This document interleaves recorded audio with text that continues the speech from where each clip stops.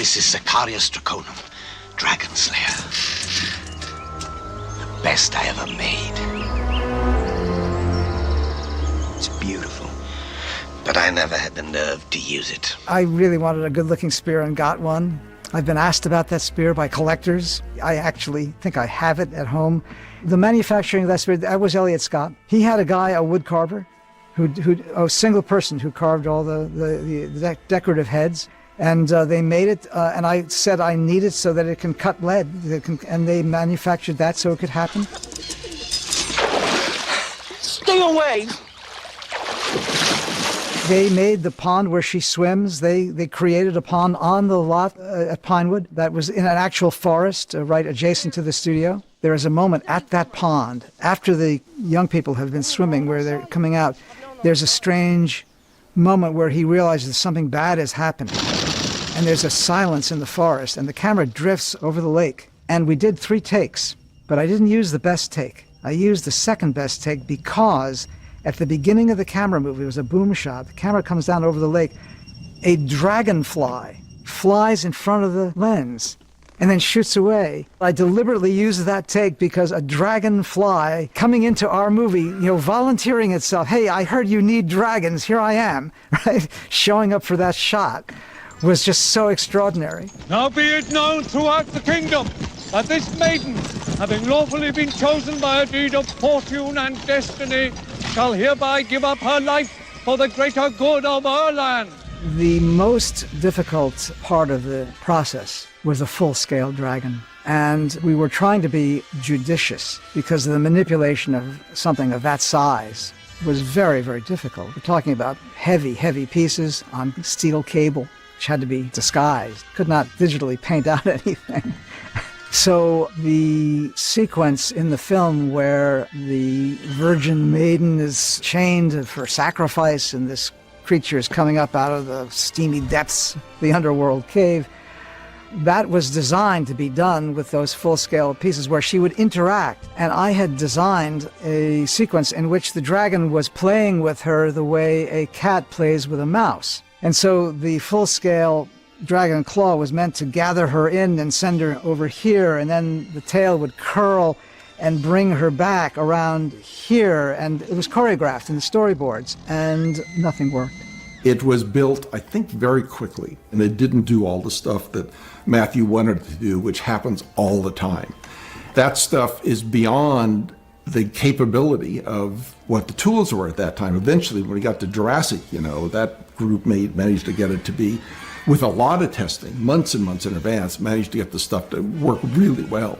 But in this one, it was sort of like the 20-foot-long full-size dragon head and neck that was made isn't going to cut it. I still get goosebumps thinking about it because I had a big company. It was the so-called Bond stage at Pinewood. It was this enormous set with live animals and this young actress and her chains, and they were looking at me, as they would, what do you want to do? And I just started cooking up stuff. Okay, maybe we could, put it up there and just drop it on this card. Okay, well, let's try that. And this was not like an improv test day. This was the actual full company shooting. And every day of production cost a lot of money. We were making it up as we went along. And the fact that it all cut together and made sense with the music and the effects was like one of those flop sweat stories. It was sort of like, there's going to be more of our stuff that we need. If it worked, then there wouldn't be an ILM. And it may have been Chris, or I don't know who, was saying, let's do a hand puppet, or try it like that. So we made something together and shot it, and it looked pretty good. We could get the shots, and he did some design changes, I think in the face also. He sort of dramatized it more and brought pulsing going on, totally fictitious. The brow goes up and down, totally fictitious. The tongue and all this stuff. He said, let's put them in here and make them available if they help the shot. And so that's what we did. Got a lot of shots. I don't know, of the close-up shots, 3/4 of them at least are this hand puppet, And that really helped an awful lot to be able to get angles, shoot them quickly. We got, all the approaching the baby dragons and everything. We're done with that, an awful lot of them. I was quite worried about the baby dragons. And I tyrannized Phil about the design. He wanted something that he could animate. My worry was that baby dragons would be cute, and people would just hate the idea that they get beheaded and stabbed. And And he brought me a number of designs, and I was so paranoid. I drove him crazy, and he drove me crazy about the design of those baby dragons, until finally he said, all right, they're not cute. And of course, they were not cute. They were loathsome. Someone hit on the idea, the problem is the eyes. They had baby big eyes, so right away they looked like cute little babies. So I think they squished them all up like they were, glued together and too small or something, so you didn't feel a connection, positive connection to them, and that helped a lot. So when you saw them, you knew, uh-oh, these are bad. They have a great sense of weight also. I mean, that whole show, when you look at animal sculpts, there was a sense of weight to everything. And one of the dangers that's going on now, in the CG world is there's no sense of weight. And I also have to confess to the fact that I was not aware when I was shooting it that I was turning stomachs with a number of those shots of the princess being devoured. It never occurred to me. I never had a second thought about doing that. And it wasn't until we had previews that I suddenly became aware of it. Oh God, people are really, revolted. The reality of it might have been more than I bargained for.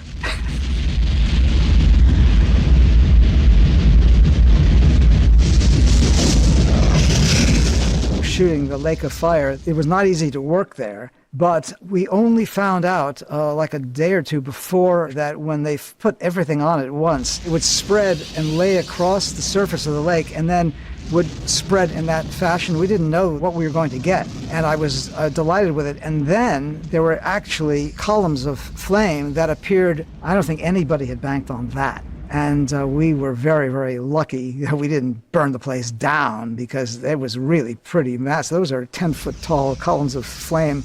It was very warm, and it wasn't easy to light for Derek. Yet it cut together so well. Another thing I can say about the Lake of Fire and the attendant caves and corridors around, it was not very big. It was not nearly as big as you think it is. It was just, again, his design made it easy to lay it out so that in continuity you had the feeling that you were much deeper underground. In Dragonslayer, one of the things that we found out pretty quick on was, where's the soul of the dragon? Where is it? He couldn't see it. Well, it was missing eye lights. In the face, it was just kind of like dark, and there was the brow and all that sort of thing. And it may have been Phil that said, it needs eye lights. How about ball bearings? So we got little tiny ball bearings that put them in there. You can't tell that they're silver. All you see is the glint, but it's the soul of the character, and that made such a difference. Inserting, the emotional arc, you really don't have to do that much, So the dragon walks in and sees her babies and my baby. And then you're looking for little kind of signature things to articulate its mental expression. And so the dragon had designed into it these gills. Those I had to animate, like some of the shots on the Imperial Snow Walkers, with movements that you couldn't see. They were so infinitesimal, you just had to feel them. So once that scene had been established, you had like a key to the character, and that sorrow leads to anger, and then anger drives the rest. One of the iconic shots was after the dragon had seen that her babies had been slaughtered. In the next cut, you just see like an empty cave. And you hear this bum, bum, bum, bum. And then you see this thing coming out. And as a result of having like all of these rods on each of the legs and the body, Dave Carson had to build a mock-up with a foam core set. And what we had to do was run the performance through, and he had to cut slots in the surface of the ground. Then that was a template to put it into plywood or whatever. Dave Carson designed the sets. I had him do sort of the layout as a blueprint, like an architect would lay it out. So from the front, it looked like a finished cave. You can use your imagination, but you look at it from the side, and it was made up of flats and areas and sculpts, so Phil could get in and do it. That just proved to be really time-consuming. Dennis was very careful. We put black velvet on the attachment rods. And then Dennis's task was to very carefully make sure that the lighting was such that you could not see those. The goal was to shoot the whole thing without blue screen, because I wanted to really be able to go in and tweak everything. Blue screen often could have some artifacts with the black level, something like that. And as we got into it, it became harder and harder to hide the rods. And we could see, we was finding the ones going down, but we couldn't put rods on the neck and head, because if we put one on the neck or two on the head and neck, you would have seen them. And that ended up being all stop motion that Phil would do. And that's part of one of the reasons we said we've got to put rods on the head and neck also, because it looks stop motion-y. And it just seemed like this is getting too hard to do this in there. It was hard for Phil to get in to animate, so we had to go to blue screen, still with the go motion process, and then combined in optical, and that came out pretty great. When Galen jumps on the back of the dragon, that was a huge shoot in England. It had scale and it showed the dragon off really well, and that was probably one of the main reasons that head was built, because there had to be real contact. For us, it was just another shot. I mean, we could come up with cool angles, we had the fire effects going on it. I built a scale Galen that was about this big, and Tom Sanneman had fabricated this beautiful armature, this little tiny, human armature. And so Galen was all stop motion, and then we hooked up stepper motors to, the neck somehow, and then that rod gets rotated out, and that shot had to be shot against blue screen.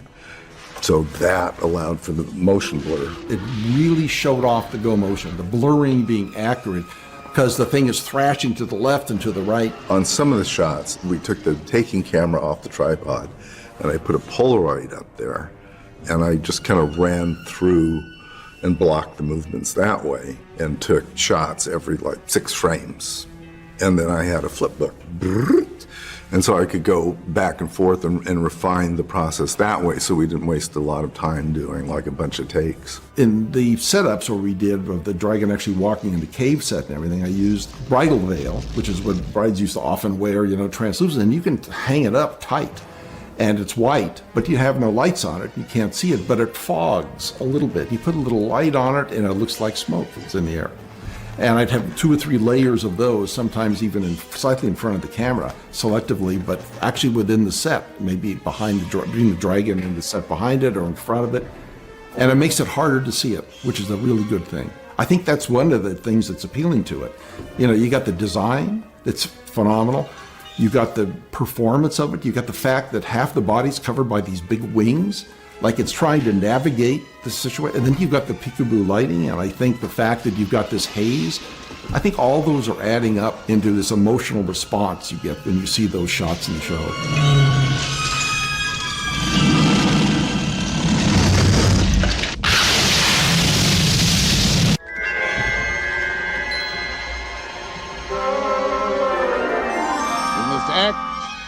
While life is still in me. The most problematic area of the film was the last 15 minutes from the eclipse. It was not just the dragon. The show had this whole 10-minute ending, actors in front of a blue screen with the stormy background, and we had Rick Victor. He did a lot of the background shooting of the clouds. He went over to Hawaii. I'd had him over there for 3 weeks, jetting around and driving from one island to another, wherever the clouds were. So we got a lot of good cloud footage. Sir Ralph out there, he was very, very uncertain of what was happening. He had never done anything like that. He had a sardonic personality, and when I would say this, that, and the other is going to come from here and there and there, and he would look at me like, dear boy, are you serious? You want me to look where? And this kind of thing. And so that was not easy. And in those last 15 minutes of the movie, we're dealing with elements that were almost entirely manufactured. And today, there's so much going on in the world of CG where you have no idea if there's even a single photographic element there. Nobody even thinks about it. But when I look at what I was asking for back then against the blue screen with very little else, and then the way the background was meant to combine, and I think that we pulled it off just. But at that time, movies were ending like that. They were getting into a big spectacle. At the end, this was going to be a big spectacle. Except we have a dragon flying around to add to it instead of UFOs and things. So it was a lot of stuff to keep track of in addition to probably, I don't know how many of the 4-legged dragon walking shots there were, but there were probably 40 or 50 of these flying dragon shots that Ken Ralston did the animation. Tom Sanneman came in at the end, did some of the animation on the flying dragons also.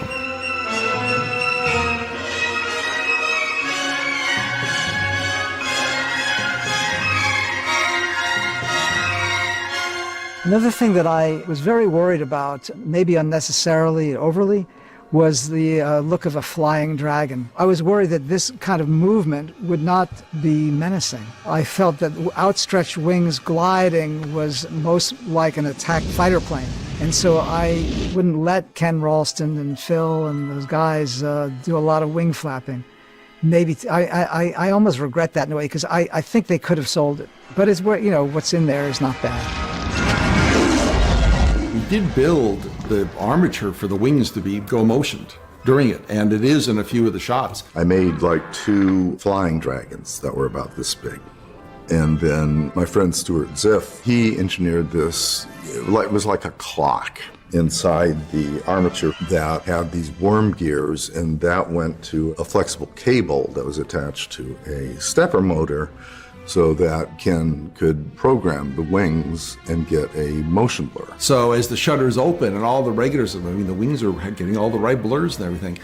But after that, Matthew really wanted that speed at the end to keep it dramatic and keep the threat going, And maybe, and seeing the shows that have been done since, a lot of the stuff on TV with all the wings flapping to try to show it lifting, and it doesn't quite look right, It still doesn't look like that weight could be lifted. I don't know if it's the right call to have the flapping wings also. It may be something you want to get rid of, and get the guy in the sky off camera as fast as you can, and then play it all with the dive bomb. In my memory, it wasn't that different than flying the spaceships. I mean, you had to have the sense of gliding and all that and power, but as far as getting the motion through the frame, Ken was a whiz on that. It was just hard to keep those shots dynamic. They often worked on Star Wars because there would be 6 spaceships flying through or something. But with one character going through, I remember struggling with that, and seeing kind of one shot after another, and they kind of looked the same, and there wasn't much more that we could do with the performance. I mean, because that's what we wanted, was this, not a fighter jet, but a really fastest gliding 4-ton dragon. But I think the guys did a great job on it. One of the great things about Ralston is that generation of effects people is that they were sensitive to acting. The dramatic moment is not just a question of how good does it look and how convincing is it, but they also understood there's intention here, and Ralston just was delivering shot after shot with reality, but also malign villainy. Tony Lawson, the film editor, he was a great ally of mine. He was English, and he brought an English assistant with him. He worked in Northern California, and we worked on flatbed, but we also had a moviola in the room. And Tony was a very sophisticated storyteller, and the film moves. It's not rushed. The story is always ahead of you, and I think that's one of his gifts. He was very, very talented at that. He made me cut a lot of things. He was ruthless. He showed me things. I would come in and he would have things available that I had never planned. I want to show you something. And you really have to be honest at moments like that and say, oh my God, even though it was raining and we were all suffering and we were freezing and we get that, but you've taken it out. He would say, yes, but look what we can do there. And the rule that I learned from him is that if it can go, it will go. Those discoveries which are made in the editing room are about the elimination of those jewels and gems that you treasure so much, but kill your darlings. And Tony Lawson was a master of that. A king must protect his people. Just as he protects his daughter. And Walter Murch, of course, being the godfather of that whole tradition of sound design at a whole new level of storytelling. And so the idea of very ambitious sound design, the term that Walter, created, was just an assumption. There was no question we were going to be using all the very best people out of Northern California to create our soundtrack. And he made me aware of the importance of atmospheric sound effects, and so there'd be a change in tonality when you went from one forest to another. But we had a very, very big orchestral score. We had a lot of various voice tracks to do, which combined retakes and voice replacements and all the usual nonsense that goes on with dialogue track, plus a very, very highly detailed set of Foley tracks and atmospheric tracks. This is Lucifer! Dear Father, we beseech thee. And the first day of the mix was very, very disturbing. It was a fight between every element. I was very, very worried. And I asked Walter to please come help us. And he did. He took control of the board with Mark Berger, the other mixer, another wonderful, talented mixer. But Walter, he just knew where to put the emphasis, and he had no compunctions about throwing things out to clarify. He just had a lot of confidence to do that. It wasn't a question of honoring this work, because a lot of the team were waiting to hear the results. It's very highly detailed work. He was like an orchestra conductor. He managed to pull together these elements and clarify them, and that's what you're hearing, and it's exceptional.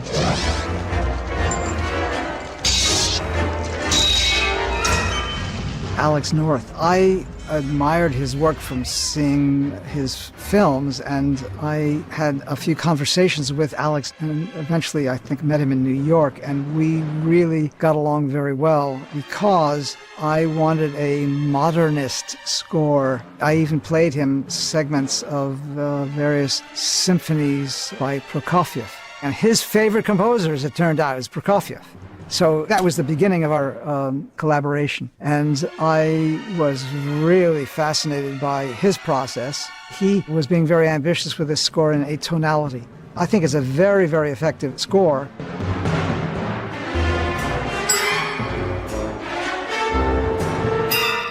And I learned from collectors and aficionados of film music who knew about the score that had not been used for 2001, that Alex had cheerfully gone back to segments of the score that he had written for Stanley Kubrick that had gotten thrown out. Well, I don't find this scandalous at all, because Stanley Kubrick had another idea for his 2001, and Alex North never really got over the fact that he had fully scored the film and was devastated when Stanley Kubrick made the decision to not use it and to go with what we call needle drop classical music. But I didn't know at the time, but Alex North, he had this film music for 2001 score that had not been used, great chunks of which found its way, he turned it inside out for my Dragon picture. The movie was not a success at the box office. And after you build up all your hopes and you've worked for a couple of years and you've had so many breakthroughs in terms of what has been achieved, the film was got actually a fairly good critical reception, but the audience really did not turn out anywhere near the numbers. And in those days, as now, it's a brutal world, and it was not in theaters very long, and it was very hard for both Hal and me to accommodate the fate of a movie that seemed to have such promise. We had previewed the movie. I think we were in Riverside, California, or somewhere like that. George Lucas came and sat next to me for the preview. The preview went really, really well. George turned to me and said, "Oh, you've got a hit." Never forgot that. And I thought, well, he ought to know. I mean, he's George. And so there were a lot of expectations, but they weren't fulfilled. And so emotionally, I really wanted to move on. It was a difficult moment to have put so much effort, and we had such fun making it. We had frustrations too, and Sir Ralph had been such a treasure. And, having all that lovely experience, then the movie kind of vanished. And Stephen and George had Raiders 2 weeks in the theaters after us, and Raiders just took off like a rocket. And all the excitement, and I was, we were all in the same kind of class together, and I was happy for them because I loved that movie like everybody else. But wait a second, so emotionally it was tough. And so I moved on and really attacked a lot of other things. I went on, I wrote other movies, and I got to make other movies. And I always was proud of Dragonslayer, but I was unaware of any afterlife of the film. And this was true for a long time. I want you to destroy the amulet, and me along with it. Films of that era, using techniques that are today charmingly antique and yet like magic tricks from the old school, are sort of a lost art. It just stands up there with everything else I've worked on. It delivers. Those Dragon shots deliver, and a lot of stuff came together. It's like a cliche, but it did. But it's not an accident, we were all in the same place at the right time, but we knew each other. And we were constantly curious and encouraging to each other and appreciative of the work of each other. And Matthew appreciated everybody. And I think we just were growing as we were doing it. And I'm looking at it from the photographic side, kind of maybe the shot design side, but from the sculpt side and the motion side, same thing was going on there. It's not like these came up in dailies and it was like, oh, that looks good, okay, on to the next one. It wasn't like that at all. It was like, what the hell is this? Look at it. Let's see it again. You know, that's amazing. Wait till people see this. It's what you shoot for in all of these things, you know, to best yourself and to do something spectacular that nobody has ever seen before. And that was always my motivation and Dennis's motivation. And as a result of this process, you were going to get something new. So that's what you look for. It's a good film, and I look forward to another couple of years. My grandchildren will be old enough to not be scared to death of it. So I'm proud of the film. I think a lot of people did some very, very lovely work in it. And the fact that I've learned that it means so much to so many people is astonishing and very touching to me. It's a great pleasure for me to run into people who know it so well and treasure it.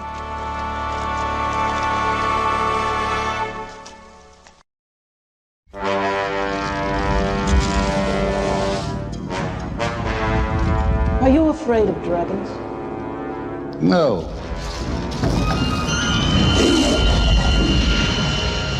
In fact, if it weren't for sorcerers, there wouldn't be any dragons.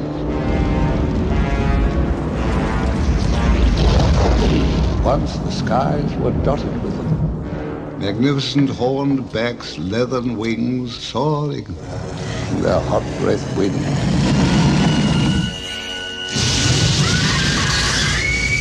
Monsters have been appealing since the very first records. Dragons, for instance, in Chinese art, they stood for the benevolence and the malevolence of the forces of nature, you know, volcanoes and hurricanes. And for Dragonslayer, these myths, for lack of a better term, just don't go away. They're locked back there in one's subconscious. That's no claw, by the gods. It's a tooth. You want me to do battle with that?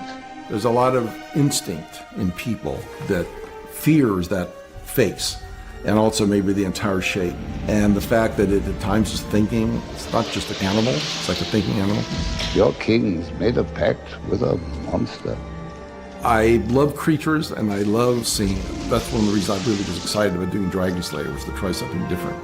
And I mean, the whole thing different. Matthew's vision was different. Everything was like fresh.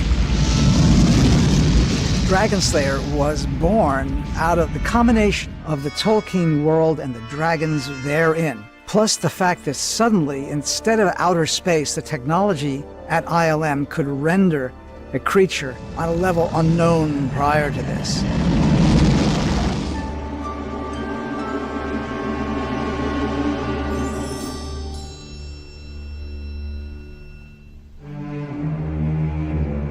I had gone to university on the East Coast, Johns Hopkins. I majored in Romance languages and came west to go to film school to USC Cinema. Hollywood was running out of breath. That whole generation was kind of at the end. There was a shift in attitudes. It was the 60s turning into the 70s. The younger generation had, I think, different expectations as what they wanted to see and who their heroes were. Easy Rider came out and made a lot of money. So the industry was changing and doors were cracking open.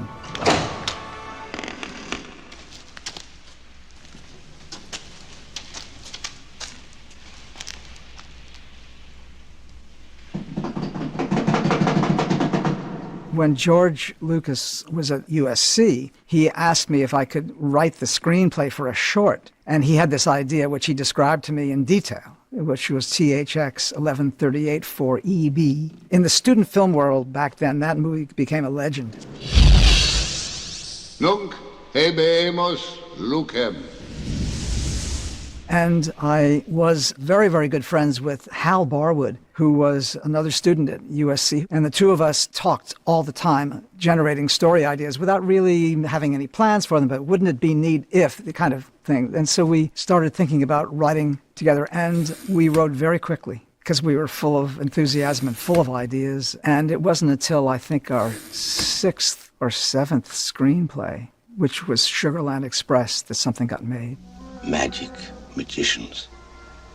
It's all fading from the world, dying out. That means the dragon will be dying too. The origins of Dragonslayer owe to two odd things that happened to coalesce. Hal Barwood, my writing and producing partner, was a big fan of Tolkien, and he insisted that I read Lord of the Rings. And I did, and I enjoyed it very much. I was not one of the original enthusiasts, but I became an enthusiast. I thought it was wonderful, got carried away by it. And at the same time, George Lucas was creating Industrial Light and Magic. And Hal and I were around a lot. This was when it was in Van Nuys, and he had a warehouse that he was renting with John Dykstra was going to be heading it up. And we went and visited there, and we were witness to a lot of the creation of Industrial Light and Magic. And we got excited by the idea of taking ILM and moving it out of those star fields and ships and putting it into another domain. And so we hatched this story. And unbeknownst to us, the studios had identified the phenomena of this Dungeons and Dragons craze that was going wild in the early 80s. I had never and have still never played that game, but we learned when we finished the screenplay and the agency sent the script out with Hal producing and Matthew directing, there was interest from Paramount and also from Disney. And in both cases, they had been trying to develop stories based on dragons because of the Dungeons and Dragons craze. And then the agents called us to say that it's going to be a co-production of both studios, and Paramount would do distribution in the US and Canada, and Disney the rest of the world. And so that's how the movie found its footing. Not a bit too heavy. I'll conquer the highest mountain. If you say so, sir. Disney was concerned about the fact that it was set in England and there would be English accents, and they were all about Americana. And at Disney's insistence, actually, the cast had to include a number of Americans, including American leads, hence Peter MacNicol.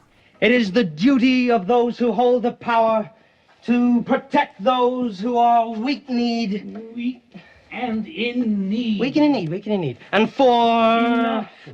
You don't understand. Peter MacNicol just seemed ideal for this very young adult in terms of who he was and what his ambition was. I'm Galen Brad Warden, inheritor of Ulrich's craft and knowledge. And I am the sorcerer you seek. He seemed to be able to not only embody the juvenile sorcerer's apprentice, but also in the second half of the film where things get very serious, to kind of gather himself up and grow up into the role of a hero. That was a big factor. Also the fact that in his speech, he had a mid-Atlantic sound, and I had no worries at all about him in scenes with great English actors like Peter Eyre and Ian McDiarmid. What are you saying? You want the dragon back? You came here and toyed with a monster. Who are you to risk our people? Our villages. But your children were dying. Only a few. Does that sound cruel? That was not an issue, and it had been a big worry of mine. And eventually, when I found Peter and Caitlin, that worry went away. Welcome to Cragganmore. I'm Ulrich. Which of you men calls himself Valerian? That would be me. We're here on behalf... I know why you're here. Caitlin Clark, she had not only an interesting look as the young, boyish beauty, but again, the way she carried herself, you could believe that she had been disguised as a boy all during her early adolescence. That thing isn't a loon. There's little ones. Young, I think. I don't know how many. And we enhanced that in the way we treated her in the sound mix, and we pitched her down a little bit. What are you doing? Don't come in! How's the water? I prefer to swim alone, if you don't mind. Until it was revealed that this lad was a lass.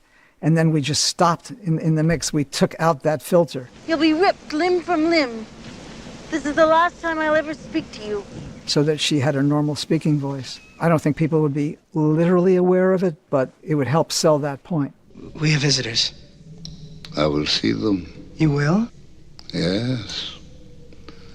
There's a great task needing to be done. What I liked about Sir Ralph was the very, to my eye anyway, visible eccentricity. that he had a very unusual manner. All this magic, what does it accomplish? There is some strange quality that he has. There is the charisma, but there is also this sort of alien presence. I was intrigued by him, having been exposed to his work in many of the famous films that he had made as a younger man. And he didn't have a lazy eye, it wasn't off to one side, but he had an odd way of looking, which was canny. And for the part of Ulrich, sort of unworldly. It was just his presence. Master? No. They'd think me infirm. And he was very much the same way when not on stage, just in his manner with you. He was a fascinating man. He had a wicked sense of humor. And to take direction from an American whippersnapper, in the beginning, he really wanted to see if I knew my stuff. In our table readings, when we were rehearsing, he was writing and making notes, and he would challenge, why this word and not that word, and are you sure? You know, and put me through something of a test. Go on. Don't worry. You can't hurt me. It was more of, who are these young fellows? You know, Hal Barwood and Matthew Robbins here with this project. His friend Alec Guinness had done Star Wars with similarly untested film students who had come over, Gary Kurtz and George Lucas, and he had heard about that. And here he was going through the same thing with us. But the truth is, I just was so impressed by what he was doing, and I think it must have been written all over my face. The dailies were wonderful. He was so compelling. We formed a friendship. And that's one of my fond memories of Dragonslayer, is the time that I spent with him. He was really a lovely man.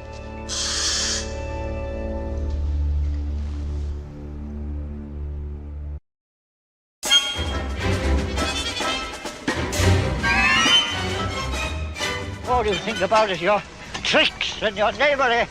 You'll have to walk a long way before you fill his shoes. You mark my words. Hal and I were great fans of Fantasia, and the Mickey Mouse character who puts on the robes of the magician and loses control of the magic with the brooms. It's a big element of that running through our story. That's almost exactly what happens in the first half of that film, which is he's too big for his britches, and he gets carried away with his magical powers. It's all working. He can do these tricks, and he entertains himself, and he's the big man. My Lord Ulrich is no longer. All that you asked of him, you may now expect of me. The studio was worried about us. Maybe we were very much the apprentice filmmakers in their eyes.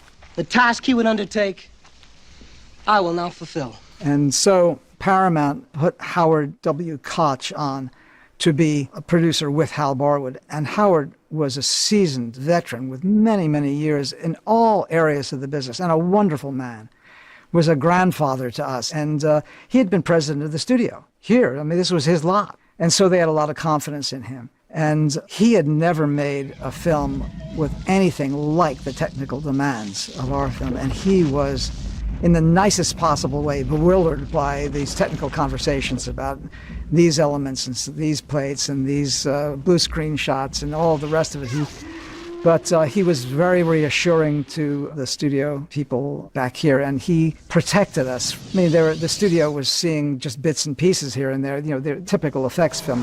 In those days, this was a lot of new territory, so he was reassuring, saying, don't worry, the guys are getting through the day. He was just a tremendous asset. Listen to me. You're not going to die. Both Hal and I had an instinct to reject films in which magic was overly available, where a magical solution could be at hand. And I understand that the principle that I'm describing is the real world. In that case of Dragonslayer, a gritty world. But isn't it strange that the very moment that the beast was put down, there should be a holy man in the village? With the arrival of Christianity, a certain historical moment being identified in terms of the year 600 or 700, somewhere in northern Europe, who knows where. But into that world, you drop one fantastic element. You make everybody respond to it as honestly as possible.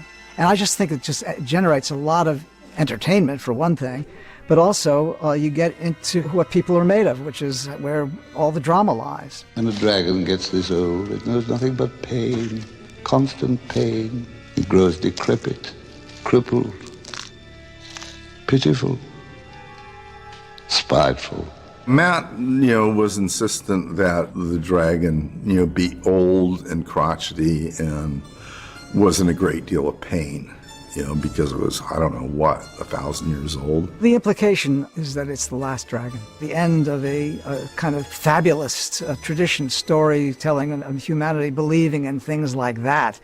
And the bittersweet fact that a great part of the human imagination was being set aside. If we but join together in faith. With the arrival of a different mentality, Christian mentality. And the beast shall die.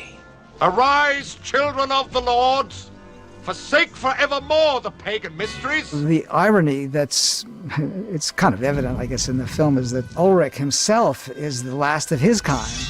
I have been witness to something of consequence to you, my own death. It's the end of the mage, the magical presence, bidding farewell to humanity because you're now interested in other things, where these are the forgotten gods of another consciousness. And so we were aware of that. So there's a kind of crazy kinship between the sorcerer and the last dragon. The two of them disappeared. Elliot Scott was the production designer, and he had educated a whole generation of production designers, and I learned a lot from working with him. When I first arrived in England and we began looking to put the unit together, and nobody was available. There was a lot of production going on, and everyone said, well, why don't you go to Scotty? Go to Scotty. Scotty's the one. And so I met him, and I think it's one of the best things in the movie is what he delivered for production design. He pointed out to me that in the 235 format, that a lot of the production was going to be lost, be out of frame. And so he just instinctively had the absolutely sensible idea to take the ceiling heights down and to slant them. And so a lot of the caves, if you look at the film, there are these passageways which are able to be seen. And that design element ran through a lot of the sets that he made in the interior of Ulrich's castle and the rest of it. He knew where to put the money. He knew, if you look at the lighting of where the light's coming up through the floor, that the architectural elements were not only unusual, but available. They were there. It was, and you didn't have to reach for them. He just gave you, in every single way, there were opportunities everywhere. This is true of every set. Everything that I wanted was designed out of his shop. The amulet, the spear, the shield, it was all just done to perfection. And the wood carving, he had an actual wood carver make those elements on the carts and on those dragon symbols. And he understood forced perspective. And in the big crowd scenes where they're doing the lottery, drawing the name of the next victim. And my name is. That's a forced perspective set. It looks much bigger than it really was. Derek Van Lint, he is a primary reason the film looks as good as he was a wonderful cameraman. And I learned a lot from him as well. I was new, I was young and I needed to operate certain very big scenes with more than one camera, which I had done very, very little prior to that. And I had to be very careful with Derek because he had his lighting scheme and I couldn't just cheerfully go and put a camera just anywhere once the lighting scheme was set up. I learned how to work with him in that regard when we had these big things to do. It allowed us to speed up as we went along. I was kind of going to a film school still, I guess, in a way. They called him the Prince of Darkness, as well as Gordon Willis the Prince of Darkness. I don't know who the original Prince of Darkness is, but Derek was really keeping it down to keeping it moody, and I needed to keep that in my stuff. We kept the color scape kind of the same and everything. But I did add something to it that I started then, and I did it a lot in E.T. and all sorts of shows I've done since, that I call peekaboo, and that is to light things, they're somewhat selectively, but don't have them totally lit at all. Make it look like this thing's 50 feet long, and I've got to take 4 lights from the right to light it, and it's going to take 3 up above, but I can't light this area over here. And then when it moves through it, it's revealing, and something's disappearing, and that's revealing. So the shot, as it plays out, has got curiosity to it. All the time, it's changing. The character's changing. Now, you're looking at his head. You're following, his attitude. But you're always look at that. Oh, my God, I see a foot now. I didn't see before. So it's like a good noir movie, where you play with darks and shadows. Looks forbidding enough. Don't you think? Oh, yes. And the costume design, Anthony Mendelsohn, he was a very, very talented veteran of the British film industry. I was very lucky that he was available.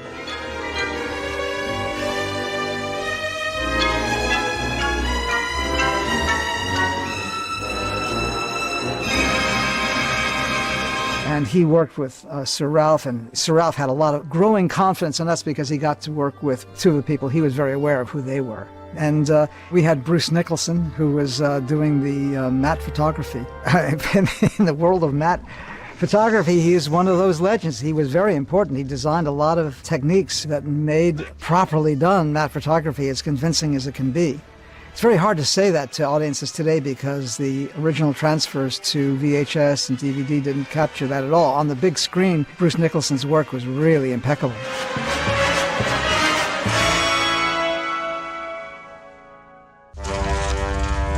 Scales. I found them at the mouth of the lair. Oh, I know this creature of yours. Vermithrax Pejorative. Vermithrax is the worm of Thrace, and Pejorative just was fun because it was so badass, that it informed the personality of the worm of Thrace. I mean, we didn't come from the world of entertainment. We came from the world of scholarship, and literary, philosophical, religious elements were just available to us because of who we were. And we weren't trying to make a point, really. But Vermithrax Pejorative was fun and playful enough for people who would listen carefully and take it on board. Vermithrax,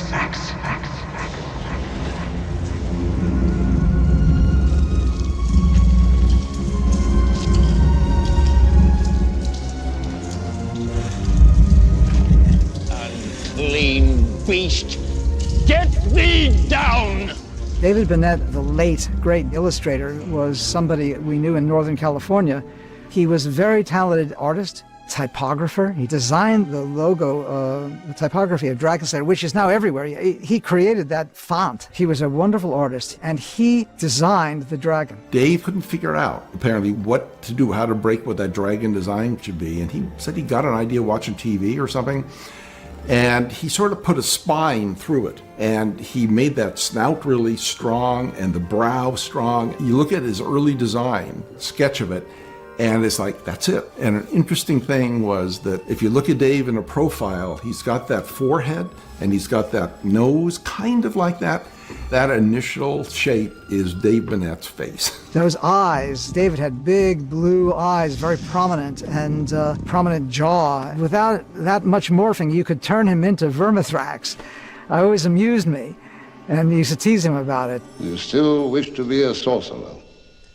Oh, yes, more than anything. Well, then, Adaptus Mino. Get yourself a handful of that sulphurous ash over there.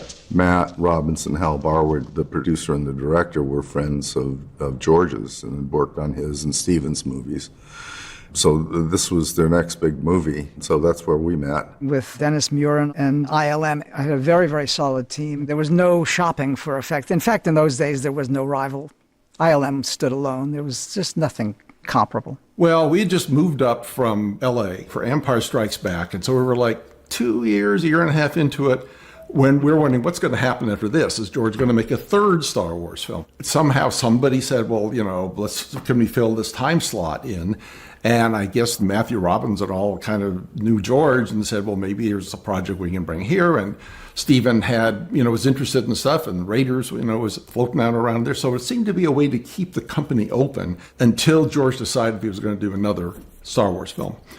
And it was pretty neat that there was a chance to actually do a kind of Harryhausen kind of character with this dragon. We all just sort of jumped at it. So I took Dave Bennett's drawings and then, had to kind of refurbish them. I mean, he had the idea based on what, Matt wanted. So I just redeveloped that.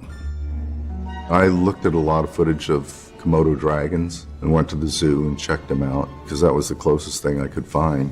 Also, looking at the bones of a pterodactyl, that pretty much shows you what it is and how they operate. And like on Empire, I just collected volumes of notes. Spent all the pre-production period just studying footfall patterns, projecting an intentionality through the character, where we creatures take everything in through our eyes and then process it in our minds and then use our eyes to determine what our next move is. The other thing about the dragon is that Hal, who had a lot of views, Hal Barwood, he still has a lot of views about a lot of things, but the dragon, that it should not be four-legged.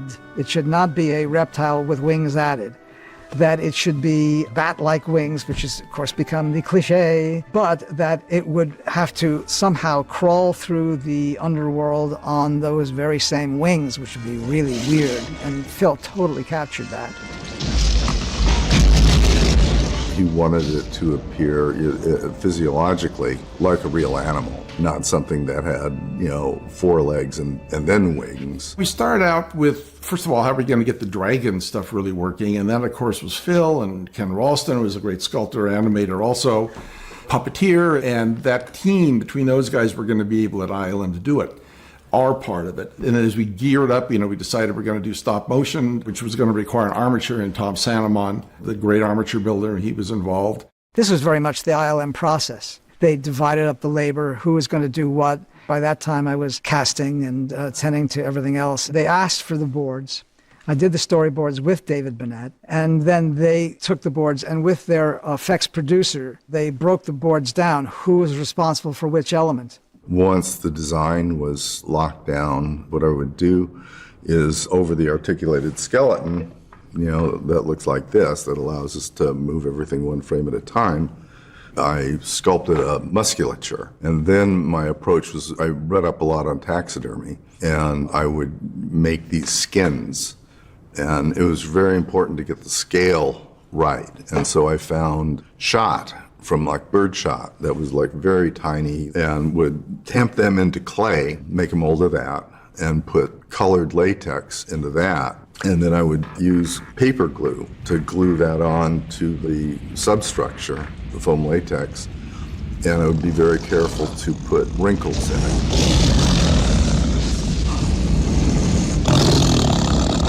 Danny Lee, who was this old-time Disney special effects guy, it was really great working with those old guys, was in charge of the articulation of the live-action full-scale dragon, head and neck, wing, foot. Then that got shipped off to England, and my job there was to paint it, and I was using these new approaches with paint. It was actually very elaborate. You had to do it in stages. So there I was, just by myself. And then the engineers that were rigging the mechanics for how the neck would move, we would go out to lunch together, go to the pub. And we came back shit-faced, and, there they all were, Matt and Hal, and they wanted a demonstration of the head. And I was like, and this thing could kill you. It was 20 feet long or whatever, and, it could move like this. And I just, I'm not going to be here. I just had to walk away. The full-scale pieces, which is held up on cables and move on cranes, and very, very heavy, very clumsy, but with the reality of when the actor has to jump on the back of the neck of the creature, he's jumping on the back of the creature. He really did it. So all the interaction is as good as you can get it using real elements, as long as the guys controlling it understand what you want, and you understand what the limitations are. So there's that. That's level 1. Level 2 was sort of a mid-sized dragon, a hand puppet. Chris Wayless was given the task of a highly detailed dragon head and neck. And he put it on his arm, like Kukla Fran and Ollie puppetry, that kind of thing. And it was a beautiful, beautiful piece. And it's got its own size and scale. I think that might have been used for the shot where it looms up in frame, because you could stand that kind of close-up attention to it. It had that kind of detail on it. Properly lit, it looked really scary. And then 3 was the go motion puppet. What is go motion for people who don't know? I guess that's today already an antique, as antique as stop motion. It was the idea that the creature would move during the exposure of the frame. They had done a little bit of what they called go motion in Empire Strikes Back, and they were so excited about that because it was a revolution in that world, and it was going to be put into practice for a much more ambitious, in a full-scale way for the animation of the dragon. Stop motion is when you have a figure, and we have these elaborate stop-motion puppets with armatures that you can move in any position when you let it go and stay in that position. And you shoot one frame of film, and an animator can then move it to a new position, and you shoot another frame of film, and 24 of those give you 1 second of film. It's very laborious. You have to be really understanding of choreography and movement and acting to communicate through the language of the creature. But when you see it, every frame is sharp. It's traditional stop motion, King Kong, Ray Harryhausen, and all the rest of the famous stop motion movies, all the Sinbad movies, everything is in focus in terms of movement. And when you look at most motion pictures, you move rapidly and the extremities are blurred. And that phenomena is what gives fluidity and a different look to live action as opposed to stop motion. Go motion was somebody very clever in Phil's world, came up with the idea of what if we find a way to expose the frame while it's moving. When I was visiting Dennis and Ken, they were on the night crew for Star Wars, and I saw the motion control equipment and realized, animators have been trying to put motion blur on characters, and it just was not that successful, and it was very laborious. And so as soon as we got to relocated up in San Rafael for Empire, Ken Ralston and I shot a test, different shutter levels and whatnot, and got it back in dailies the next day. But it worked. It eliminated just that one axis, the chatter. And we've been thinking about this for years, because Phil and I and Ken are all really good friends, and we've studied it. And I was just saying, don't do stop motion. I mean, we love it, but we've seen it. My feeling was, after Empire Strikes Back, effects that look like effects had a ceiling for people that are going to enjoy the movie. And at some point, it's like, oh, it's effects. These movies were so expensive, it had to break that. It had to get some point where you're going to look at it and you're going to say, I don't know how this was done. I want to see it again. Or it was so real or whatever, that it's not just looking like a film that was made in the 70s or anything like that. It had to go somewhere else. What I was thinking of, because the Star Wars stuff was so hard to do with the spaceships, was maybe rod puppets with great puppeteers and the whole setup rig for the guys. But you think about it, there's no way you're going to get 6 or 8 puppeteers to work in sync. That had been tried before and never quite looks right. And Phil just said, well, let's just get all the stuff and put it together and build a rig to move it. And I said, this is going to be hell, Phil. We had enough trouble, with moving 4 axes on the spaceship and 3 axes on the camera. And he said, well, we got to do it. And so, okay, let's go for it. So we got Gary Leo in with an Apple II computer, and he knew how to program it to build a whole system to be able to drive the motors and everything. They took stepping motors and hooked them up to the creature, and then a computer, computers, right, would learn these motions, and then you put that into these stepping motors and you begin to shoot, and the shutter opens and the motion happens. And so the resulting film looks very different. It's a graceful, convincing look.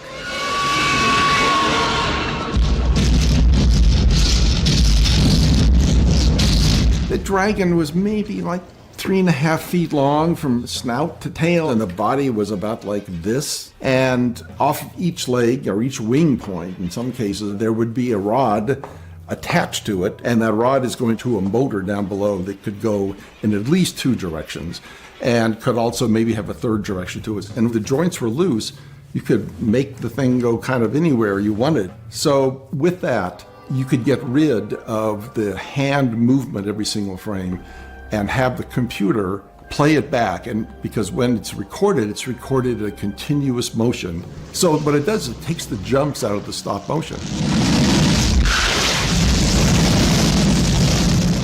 The Dragon movers, we call the Go Motion rig, I think was pretty much put together by Stewart, but we had put together stuff for Empire and for even back for Star Wars. They were essentially the same sort of thing, but this had multiple pieces, and everything had to be movable also. I mean, there was a limitation how long the tracks could be. So without them running into each other, so the whole base of each foot needed to be reconfigured in some way or another, and probably the vertical on each foot, how much it could go up and down, had to be reconfigured. So it was a job getting that all set up. My main task was the walking dragon, the big one. Its wingspan was 6 feet. It was huge.